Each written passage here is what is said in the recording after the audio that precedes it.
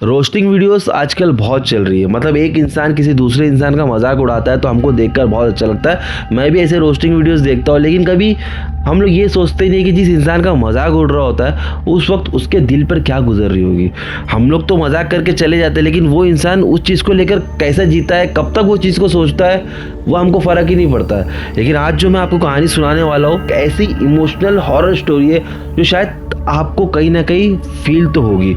हालांकि बहुत सारे लोग ये कहानी सुनने के बाद ये बोलेंगे कि यार ऐसा कुछ नहीं होता है, लेकिन मैं आपको एक ही चीज़ बोलूँगा कि दुनिया में कोई भी चीज़ इम्पॉसिबल नहीं है। कुछ भी हो सकता है, बस वो चीज़ हमारे साथ नहीं हो रही थी इसलिए हम उसके तह तक नहीं पहुंच रहे, लेकिन जिसके साथ हो रही है वही जानता है कि ये सारी चीज़ें होती क्या है। अगर आप लोग मिस्टीरियस अरहान पर पहली बार आए तो चैनल को सब्सक्राइब करो, कहानी अच्छी लगती तो लाइक करो, अपने दोस्तों में ज़्यादा से शेयर करो। चलिए शुरू करते हैं हमारी आज की कहानी। तो ये कहानी आज की नहीं बल्कि कई साल पुरानी कहानी है, जब हमारे इंडिया में सर्कस हुआ करते थे। मतलब अलग अलग शहरों में सर्कस के शो हम लोग देखने जाते थे। मैं भी बहुत सारे सर्कस के शोज देखने गया हूँ। और तो उन सर्कसों में जो इंसान जोकर का रोल प्ले करते थे, अब उसमें आदमी भी होते थे, औरतें भी होती थी, तो वो मोस्टली शॉर्ट हाइटेड होते थे। मतलब उनकी हाइट इतनी शॉर्ट होती थी कि उनको हम लोग ड्वार्फ कहते हैं या बौना इंसान कहते हैं। तो उसी सर्कस में एक लड़का काम करता था जिसका नाम था रमिया। वो उत्तर प्रदेश में कहीं पे रहता था। अब रमिया बौना इंसान था, तो बचपन से लेकर जवानी तक उसका बहुत मजाक उड़ाया गया। स्कूल में भी उसके दो दोस्त थे, वो उसका बहुत मजाक उड़ाते थे, रास्ते में उसके लोग मजाक उड़ाते थे, मोहल्ले में भी आजू बाजू के लोग उसका मजाक उड़ाते थे। मतलब उसकी पूरी जिंदगी एम्बेरसमेंट में ही गई। अब वो जवान हो गया तो उसने उसके मम्मी पापा को ये प्रॉमिस किया कि मैं शहर जा रहा हूँ, मैं वहाँ पर कोई नौकरी ढूंढूंगा और जब मैं गाँव वापस आऊँगा तो आपको मुझ पर प्राउड होगा। नासिक के अलग अलग जगहों पे सर्कस के शोज हुआ करते थे।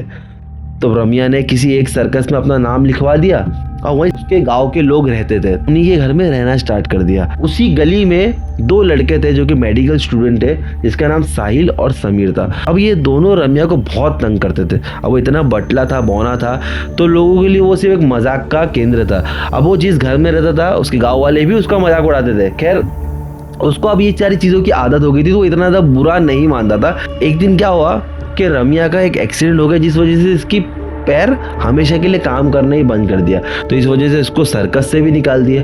अब ये और ज़्यादा डिप्रेस हो गया। मतलब बौना तो था ही, वो किसी भी तरह से एम्बेरसमेंट तो झेल ही रहा था लोगों की, लेकिन अब तो वो अपाहिज भी हो गया था।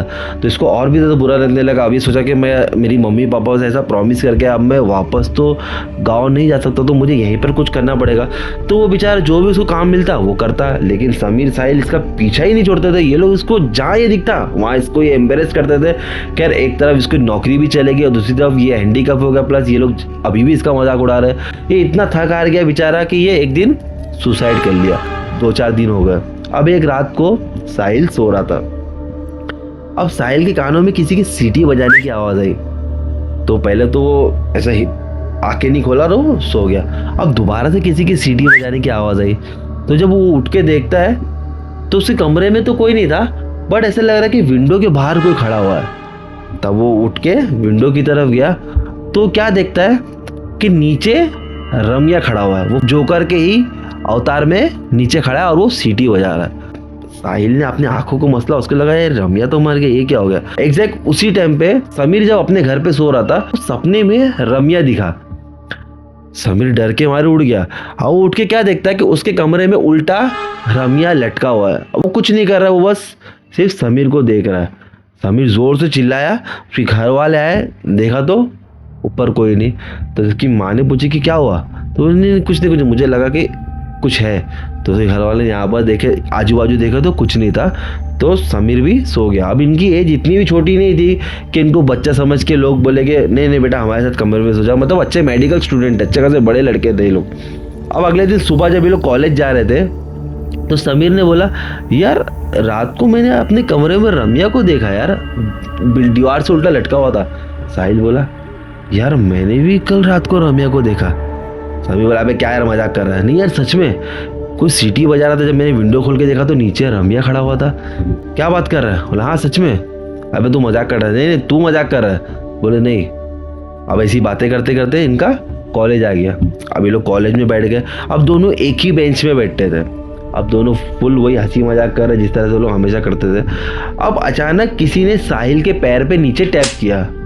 साहिल देखा तो उसको लगा कि शायद पीछे से किसी ने किया होगा, तो उसने बोला अरे भाई मत करना। तो फिर उसने नीचे देखा, नीचे भी से कोई नहीं दिखा। अब थोड़ी देर के बाद किसी ने समीर के पैर पे टैप किया, तो समीर भी सोचा, समीर भी पीछे वालों को देखा, ये भाई टैप मत कर। अब दोनों परेशान कि इनको कौन मार कौन रहा है पैर पे। अब जैसे ही दोनों ने नीचे देखे, रमिया ही बैठा हुआ था वही जोकर के ही अवतार में। कि दोनों हैरान, दोनों उठ के खड़े हुए और सीधा अपने क्लासरूम से बाहर निकल गए। और जब दूसरे दोस्त लोग पूछे कि भाई तुम लोग अचानक इतने क्लासरूम से कहाँ भाग रहे हो, तो बोले नहीं नहीं कुछ नहीं यार, आज हम लोग का मन नहीं कर रहा, इसके लिए हम लोग निकल गए। अब कैन यू इमेजिन, ये सारी चीज़ें दिन में हो रही है। मतलब वो रियल में रमिया वाकई में उनके डेस्क के नीचे था, या उनके सिर्फ दिमाग में वो सारी चीज़ें चल रही थी, या रमिया की आत्मा उनके दिमाग को यानी कि उनके थॉट्स को मैनिपुलेट कर रही थी, इसका कुछ भी जवाब नहीं है। मतलब ये एक ऐसी चीज़ है जो शायद हम लोग कभी पता भी नहीं लगा सकते। खैर अब वो लोग अजीब से एक दूसरे को सोच रहे कि यार ये क्या था, वाकई में रमिया था या हम लोग सिर्फ उसके बारे में सोच रहे तो हमें नज़र आ रहा है। उसी रात को इनके मोहल्ले में किसी की शादी थी, तो ये लोग शादी के फंक्शन में जाने वाले थे।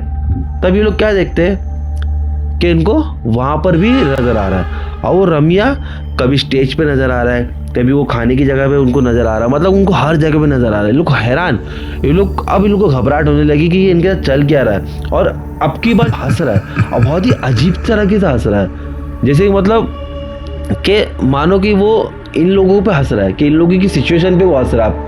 मतलब पहले वो लोग इसका मजाक उड़ाते थे, लेकिन अब वो इनका मजाक उड़ा रहा है। ये लोग बता रहे थे दोस्तों को यार वहाँ पे रमिया है। मतलब बोले अरे यार तुम लोग हर जगह बस वही दिखता है, वो मर चुका है। नहीं यार अभी वो वहाँ था, किसी को विश्वास ही नहीं हुआ। इवन वो अपने घर पे ही बताने लगे कि हम लोग को अलग अलग जगह पे दिखता है। अब एक दिन क्या हुआ कि दोनों ने हद कर दिया कि अपने एरिया में ये लोग ने लिपस्टिक लगा के, मुंह पे पाउडर लगा के और लड़कियों के कपड़े पहन के एरिया में घूम रहे, और लोग इनको देख रहे, मगर इनको समझ में नहीं आ रहा कि ये लोग कर क्या रहे। ये लोग वहाँ पर एड़े चाले कर रहे, मतलब चिल्ला पुकार कर रहे, भाग रहे यहाँ वहाँ लड़कियों के कपड़े में। इनके घर वाले इनको पकड़ रहे, तो वो लोग उस पर भी ध्यान नहीं दे रहे। मतलब ये लोग समझ लो उस टाइम पे सुध में ही नहीं थे कि ये लोग कर क्या रहे। ये लोग ने पूरी रात को वहाँ पर तमाशा किए। अब जब सुबह ये लोग उठे तो उनके घर वाले बताए कि तुम लोगों ने रात को ये सारी चीज़ें की है, तो इनको खुद को भी विश्वास नहीं हो रहा था। और फिर उसके बाद ये लोग एकदम पागलों की तरह बातें करने लग रहे थे। मतलब ये लोग होश में ही नहीं थे। फिर ये भलती भलती अजीब सी बातें करने लगे, मानो इनकी जो दिमाग की जो हालत है वो पूरी तरह से ख़राब हो गई। अब इन दोनों के घर वाले इनको अलग अलग डॉक्टर्स के पास लेके गए, इन लोग का कई ट्रीटमेंट कराए, लेकिन ये लोग उसके बाद कभी भी ठीक नहीं हुए। मतलब आज तक ये लोग की जो दिमाग की हालत है वो ठीक ही नहीं, इनको शौक दिलाए। मतलब इनके साथ वो सारी चीज़ें किए, कहीं में इनको रमिया नज़र आता है, या ये लोग सिर्फ हेलुसिनेट करते हैं, या आत्मा जो है वो इनके थॉट्स को मैनिपुलेट कर दी। किसी को कुछ इस सवाल का जवाब ही नहीं मिल रहा। तकरीबन इस चीज़ को कई साल हो गए। मुझे नहीं पता कि ये कहानी सुन के आपको कैसा लगा हो, लेकिन मैं आपसे इतना ही कहना चाहता हूँ कि किसी का भी मजाक उड़ाने से पहले ये सोचो कि सामने वाला उस चीज़ को किस तरह से ले रहा है। कभी कभी कुछ चीज़ें ऐसी होती है जो शायद हम लोग को उस टाइम पे बहुत अच्छी लगती है, लेकिन एक्चुअली वो उतनी अच्छी चीज़ होती भी नहीं है। तो यार बस इस कहानी में इतना। अगर आपको ये कहानी ज़रा भी अच्छी लगी हो तो लाइक करें, शेयर करो और चैनल को सब्सक्राइब करो। मैं मिलता हूँ किसी नेक्स्ट कहानी के साथ। Till then bye.